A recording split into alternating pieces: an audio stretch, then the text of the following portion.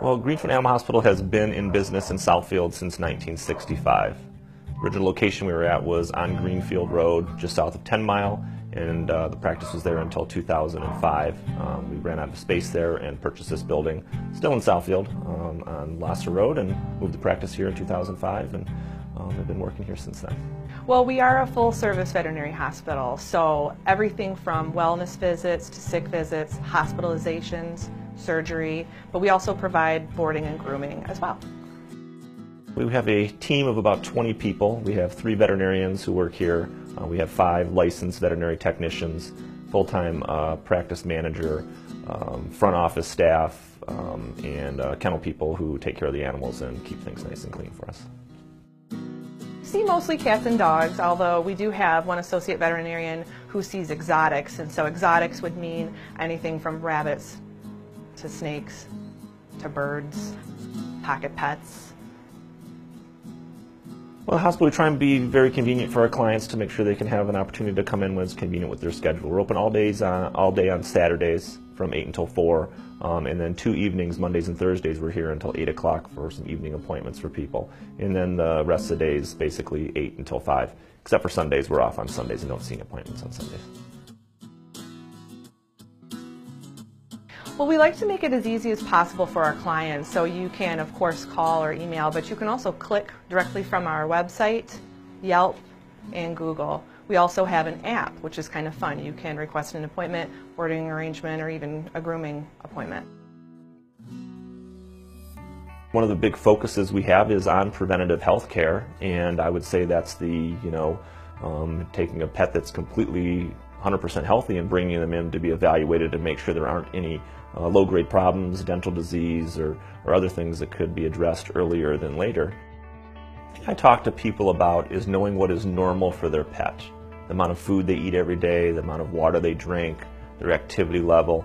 If people are in tune with what is normal for them, all I really ask them to do is if something's abnormal or unusual that they see, that they let us know. And they can always call, and if it's minor, sometimes we don't need to see them in. But if they at least are reaching out to us and telling us that they're seeing something that's out of the ordinary, we can then really advise them as to whether we need to see them or not. I'd much rather see someone in and have them treat a very minor medical problem versus having them wait and then all of a sudden they need surgery or hospitalization or things like that. A lot of those things can be addressed early on. When I was a dumb little kid, I said, oh, that would be fun to take care of dogs and cats, and so yeah, I had that in my mind when I was very young. I had a good opportunity actually at Greenfield Animal Hospital when I was in high school to take a job working in the kennel and walking the dogs and cleaning up after them and cleaning the hospital, and got a chance to expose myself to the profession and realize that it really was something I think I would enjoy doing. And I think there's a little luck involved there too. You never know for sure what you're going to get into until you're actually doing it. And when I look back and what I knew then and thought I definitely want to do this job, it's definitely different than I originally had planned on. But I've been lucky to say that I really do enjoy it a lot and has worked out very nicely for me in the long run. The most recent people we've been working with is Detroit Dog Rescue, and we're trying to help them with some of their more complicated medical cases of dogs that they rescue in the city of Detroit. That's something that I think in general our entire staff feels really good about. We can have some moderately neglected and kind of sad cases that can come in, and in a lot of instances we're able to get them healthy. The director of Detroit Dog Rescue follows up with a lot when some of the patients we've worked on get adopted and have a nice home, and I think that's a kind of a feel-good part of doing our jobs. There's a lot of things that are pretty tough to deal with emotionally, but that has been something that we've done recently that I think is part of our community service.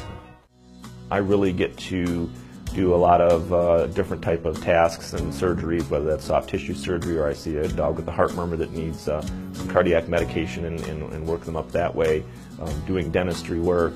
It's just the variation that I get to see something different every day and do a lot of different things and not have that kind of repetitive thing that I do day after day after day.